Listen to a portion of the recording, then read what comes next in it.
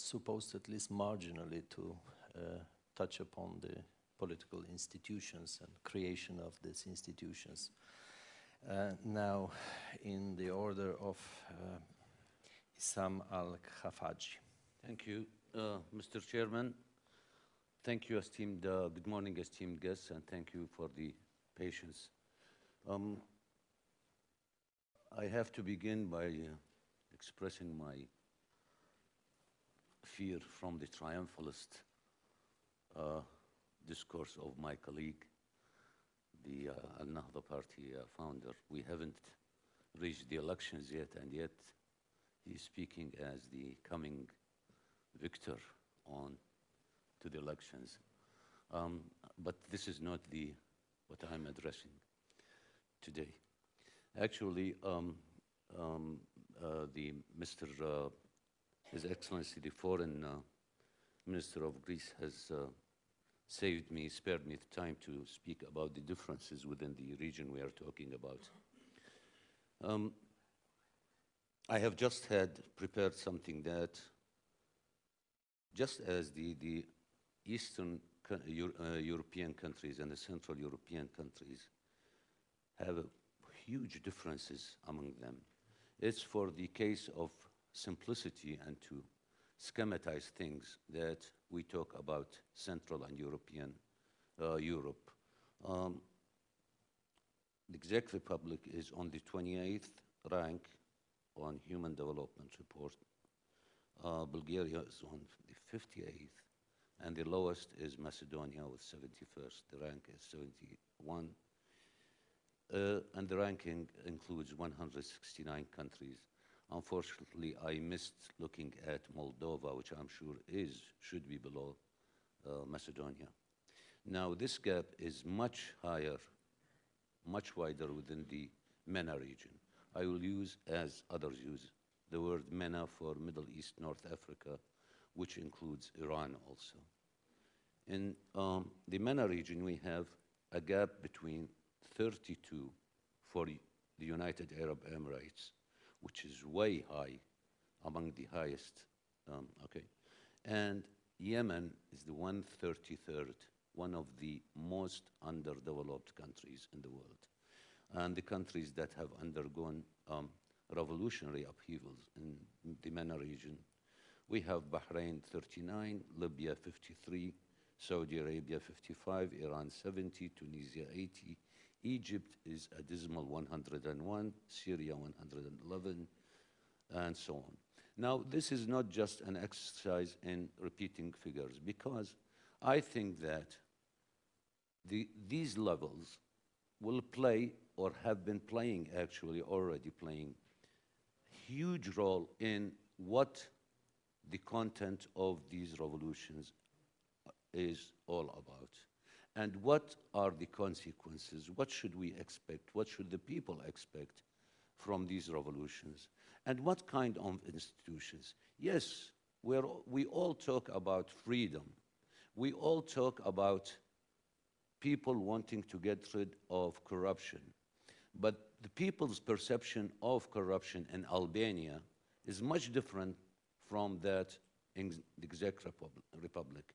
And that applies also, I assume, or modestly speaking, I know, in countries like the difference between a highly urbanized, highly literate society like Tunisia and between a country like Yemen, where clannish politics has been all prevailing for a long time.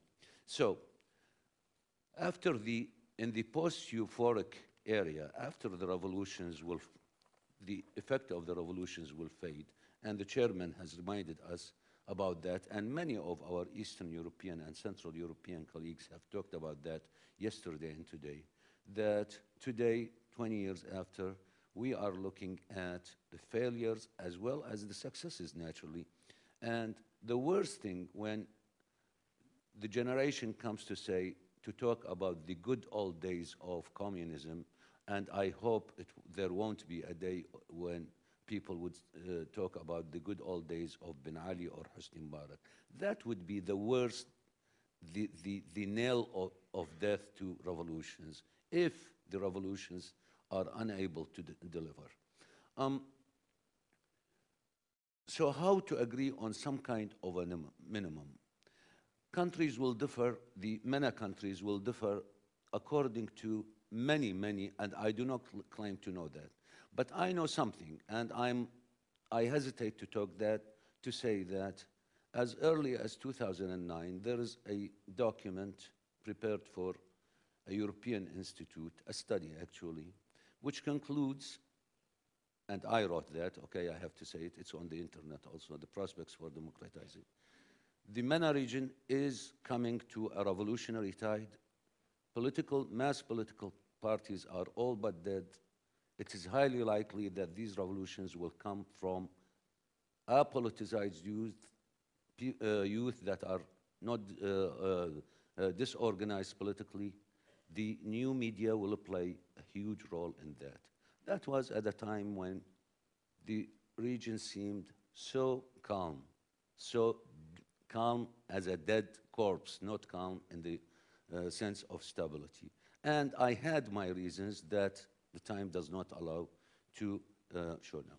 However, coming to the pessimistic side now, this to show that I still am optimistic about the future of the region when everybody was talking about Islam being against democracy, etc. This country is not. And by the way, just 3 months before the Tunisian and the Egyptian revolutions, the influential Economist Weekly came out with a study talking also triumphantly, as usual, for the Economist, about the reasons for the lack of democracy in the MENA region.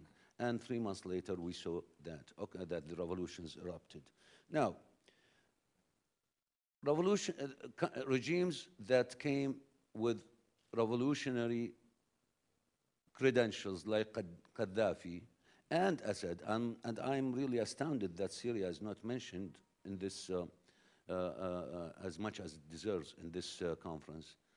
Unfortunately, these regimes will still have the parties, or they will still have some legitimacy. Pro-Gaddafi people will still be there. Pro-Ba'ath party in Syria will still be there. And the consensus will be entirely different from that one would expect from countries like Tunisia and Egypt, where these regimes have alienated the vast majority of the people from that. The Syrian and Libyan regimes had their ideological claims. Now we know that these ideological claims are just are meaningless, etc. But nevertheless, one has to take into account that I am not going to venture into whether it's many or a few or etc. But unfortunately, these regimes will leave a legacy, a corrupting legacy, yes, but there will be a legacy. Political parties, including Islamic parties.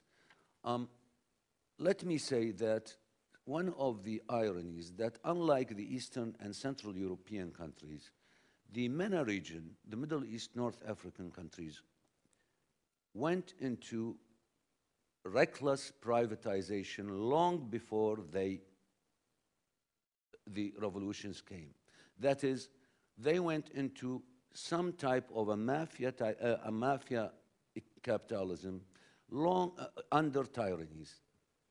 Privatization, moving into the market economy, went hand in hand, more or less, with democratization in Eastern Europe. So, I look at Islamic parties more as shadow states, actually, parallel states, rather than political parties.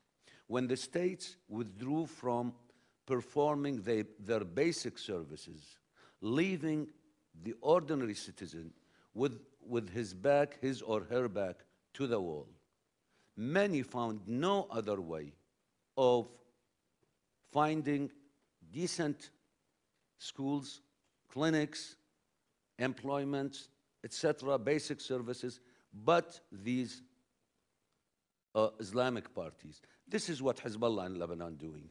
This is what the Muslim brothers in Egypt are doing. This is what Al-Nahda will be doing in Tunisia. And where are the sources? Where do the sources come from? They come from Saudi Arabia, Iran, and so on and so forth. And it's here that one of the colleagues yesterday, I think a Polish colleague or a Hungarian, said a very pertinent sentence yesterday when he said that unless the neighborhood is democratic, you cannot build democracy in one country. Actually, this is what Iraq is suffering from. I'm not trying to take the blame out of the domestic societies and throw it on outside powers. But when you have such a corrupting atmosphere and environment, it's very hard, I'm sorry, to shield or to make parties with huge flows of capital compete as equals with other political forces who have no means or resources, no ways of establishing media channels or etc., while the others are playing. This is a very important thing.